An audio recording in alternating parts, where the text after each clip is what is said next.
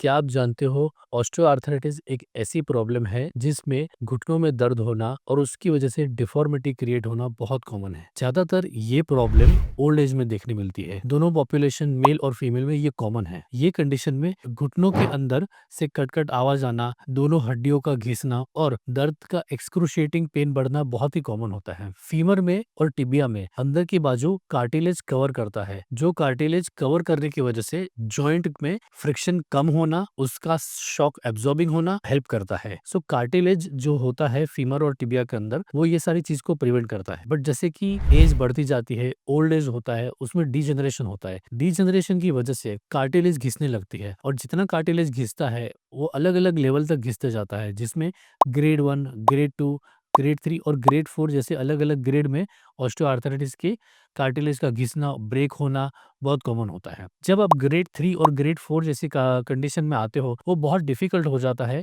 Patient के लिए, plus वो और प्रोलॉन्ग करने के टाइम पे डिफिकल्ट हो जाता है इवन सर्जन के लिए, क्योंकि जब आप ये स्टेज पे आते हो और सर्जरी के लिए भी लेट डिले करते हो, कोई भी टाइप की एक्सरसाइज नहीं करते हो, सो उस तरीके से डिफिकल्टी में पेन इतना बढ़ते जाता है कि पेशेंट को और सर्जन को दोनों उस चीज से जूझना पड़ता है। अगर आपने अपना पहले से ही एक्सरसाइज करना, वेट को मैनेज करना अगर पहले से ध्यान रखा है, तो ये चीज का प्रॉब्लम कम आता है। सो ग्रेड 1 और ग्रेड 2 जैसी कंडीशन में फिर भी एक्सरसाइज करके, रिहैबिलिटेशन करके, पीआरपी की टेक्निक यूज करके कंडीशन को कंट्रोल कर दिया जा सकता है। पीआरपी एक ऐसी टेक्निक है जिसमें प्लाज्मा रिच प्रोटीन को आपकी बॉडी में इन्फ्यूज किया जाता है, जो घुटनों में जाके वहाँ ग्रोथ फैक्टर डेवलप करते हैं। ये ग्रोथ फैक्टर ऐसे होते हैं कि कार्टिलेज को रीबर्थ करने में हेल्प करते हैं। जब भी ये कार्टिलेज में डेवलपमेंट ज़्यादा होती है, वापस से कार्टिलेज डेवलप होते हैं, एट द सेम टाइम आप एक्सरसाइज भी करते जाते हो।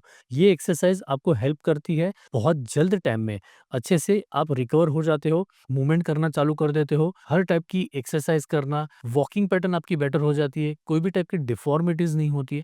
So it is very important for any individual जो आप ओल्ड एज में आ जाते हो, बट आप ग्रेड 1 और ग्रेड 2 की इनिशियल स्टेज में हो, तो डेफिनेटली रिहैबिलिटेशन फॉलो कीजिए और पीआरपी का टेक्निक यूज कीजिए, जो बहुत ही सेफ है और बहुत ही अप्रूव्ड टेक्निक है, एविडेंस बेस्ड प्रैक्टिस है, जो पेशेंट को बहुत हेल्प करती है, रिकवरी में भी हेल्प करती है, मसल्स कॉन्ट्रैक्शन में, स्ट्रेंथ में हेल्प करती है, जिस वजह से ऑस्टियोआर्थराइटिस की कंडीशन को कंट्रोल किया जा सकता है और पेशेंट की कंडीशन को बेटर किया जा सकता है। There are plenty of exercise. ज्यादातर लोग ऐसा सोचते हैं कि सिर्फ नॉर्मल एक्सरसाइज करके, साइकिलिंग करके, कोई गेम खेल के मैं फिट रह सकता हूँ, बट ऑस्टियोआर्थराइटिस के लिए स्पेसिफिक एक्सरसाइज प्रोटोकॉल फॉलो किया जाता है, जिस वजह से पेशेंट को और बेटर इंप्रूव होना और उसकी रिकवरी होना देखी जा सकती है। सो जो भी है, पेशेंट जहाँ भी है, अगर आपका कोई डिफिकल्टी आ रही है, स्पेशली ऑस्टियोआर्थराइटिस कंडीशन है, अगर आप हमसे क्वेरी लेना चाहते हो, जानना चाहते हो, तो ये जो नीचे दिए गए नंबर पे आप अपना एक्सरे भेजिए, आप अपने रिपोर्ट्स भेजिए, हम चेक करेंगे और उसको